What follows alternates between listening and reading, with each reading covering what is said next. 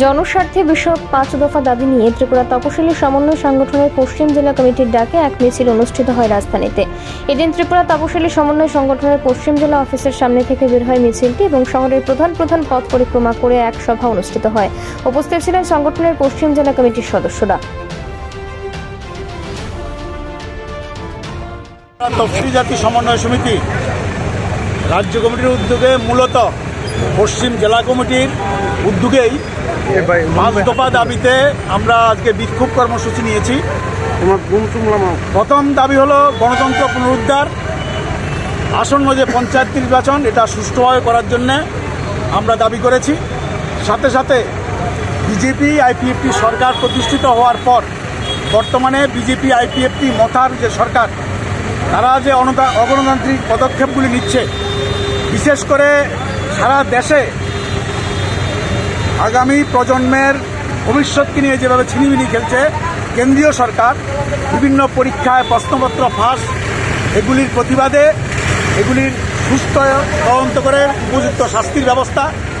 আমাদের রাজ্য দেখা গেছে বিভিন্ন এডিসি থেকে আরম্ভ ক্ষেত্রে বিভিন্ন ক্ষেত্রে প্রশ্নপত্র ফাঁস, ইন্টারভিউ নিয়ে ইন্টারভিউ বাতিল, এগুলি করছে। এর প্রতিবাদে আমাদের রাজ্যে যে শূন্য পদগুলি আছে বিভিন্ন দপ্তরের, এগুলি পূরণের দাবিতে আমরা আজকে কর্মসূচি নিয়েছি।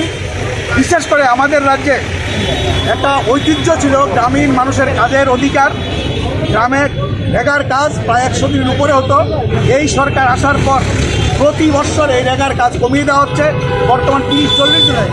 বিশেষ করে গত দুর্গাপূজার পরে আজকে আরেকটা দুর্গাপূজা যাচ্ছে, এই সময়ের মধ্যে গ্রামে কোনো কাজ নাই। শহরের টুয়েপের কাজ ৬৫ দিন হতো, এগুলি বন্ধ হয়ে গেছে।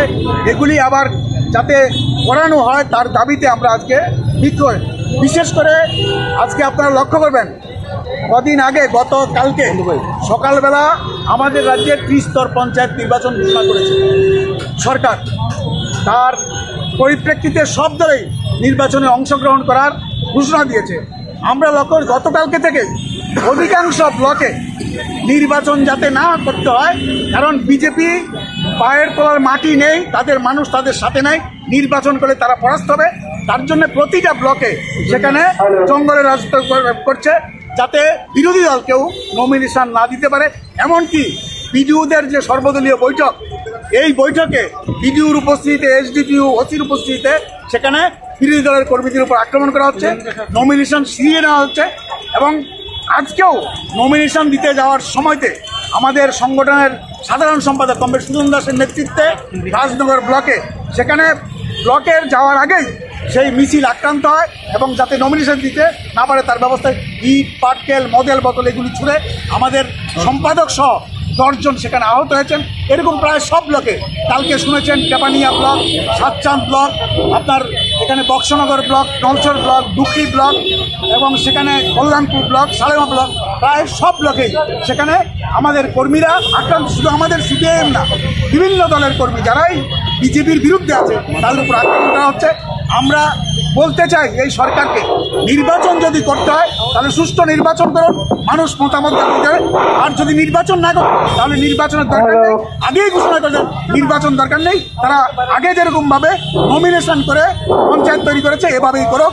আমাদের সেখানে আমাদের যা রাজনৈতিক সংগ্রাম সেটা চলবে, কিন্তু বিজেপি দল মুখ্যমন্ত্রী থেকে আরম্ভ সবাই পঞ্চায়েত নির্বাচন যাতে না হতে পারে তার জন্য আগেই বিভিন্নভাবে বক্তব্য যে ১০০% দরকার।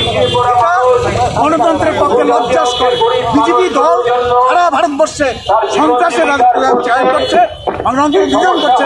আমাদের রাজ্য গণতান্ত্রিক ঐতিহ্য ছিল, এগুলি ধ্বংস করছে। এর বিরুদ্ধেই আজকে আমাদের এই বিক্ষোভ।